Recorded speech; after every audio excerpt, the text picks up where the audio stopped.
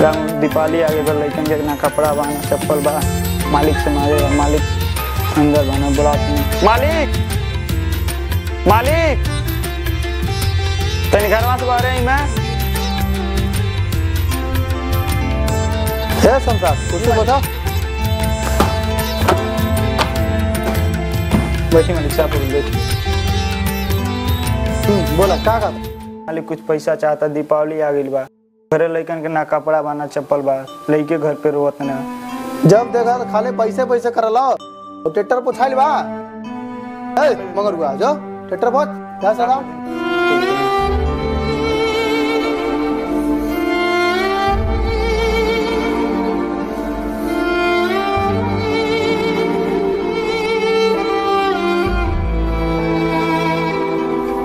बाबू बाबू के ख्याल रखिए अब हम आओ तनी ठीक है भैया चप्पल किन दो बाबू खा देम सबका खा बाबू पापा गले में काम करे ना आई है तो शाम के सबका खा देम ठीक बा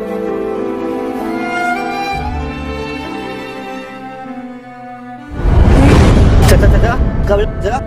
चाचा कबल चाचा चाचा अरे का बोले कबल चाचा का बोले चाचा करे मंगरुआ का बोले चाचा का बोले चाचा गिर गई ना जो जल्दी जो इनके ले जा बुला के भैया भैया लगे नारका में खरीद अरे बाबू सबका खा दे जब शाम को तो नारको खाता जाए इनका चप्पल खा दे ठीक बा किसन पता नहीं तारे बाबूजी के का बोले मालिक के दूर गिरल बा का मालिक के दूर गिरल बा जल्दी चला बाबूजी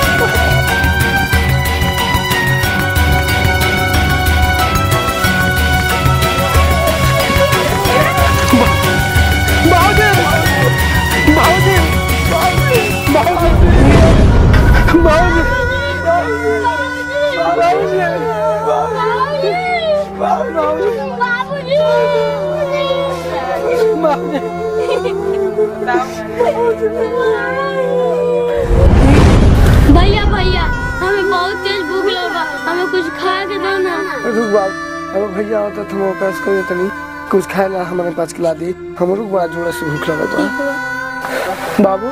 भैया बाबू सबको खाए वाला से हमरो भूख लागल बा बाबू कुछ इंतजाम करते नहीं जात नहीं मार पापा काम कर ले ना और वहीं से कुछ इंतजाम करके ले आओ बाबू पैसा नहीं जा तो पैसे हाँ बाबू जा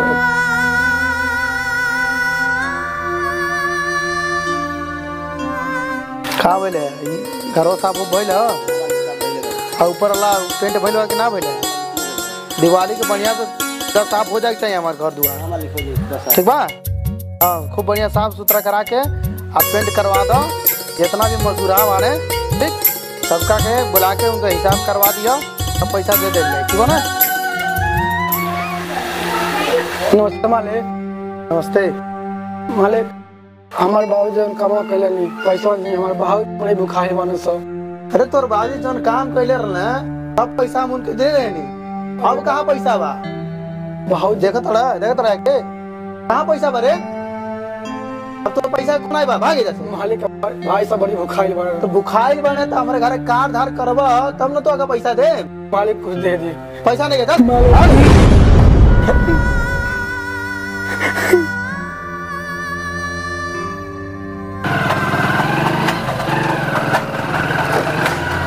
अरे कृष्णा का बोलो मर्दे काहे मनवाई बड़ा कुछ ना भाई सब ठीक बा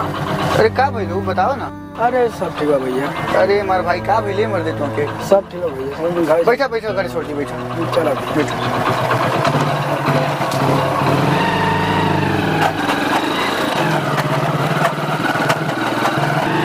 रुका रुका हमारा आइए घर में भैया आइए घर में भैया ठीक है भैया ये घर है हमारे अब जा भाई लगे हो का बोल भाई काहे मजबूरी काहे बड़ा की बताओ अरे सब ठीक है चला तो भैया भैया नहीं तो ये हमको ले चले ठीक है ठीक है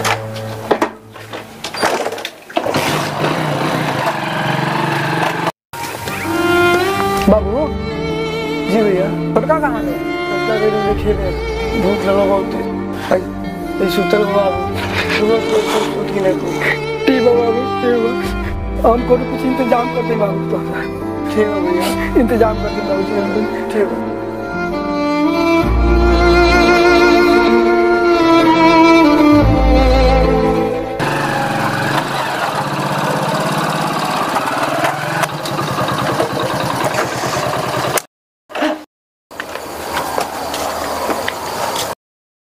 बाबू बाबू रे अरे किशन रहला है तोरे जरूरत के सब सामान बा तोहनी के कपड़ा बा चप्पल बा भड़कारी बा तोहन के खाए खातिर कुछ बा तो तोहन के आराम से दिवाली मनाओ कुल कोनो बात की टेंशन ना बा किशन नहीं है ठीक बा ठीक है भाई आराम ठीक है बाबू ये ले अरे बाप हमर चप्पल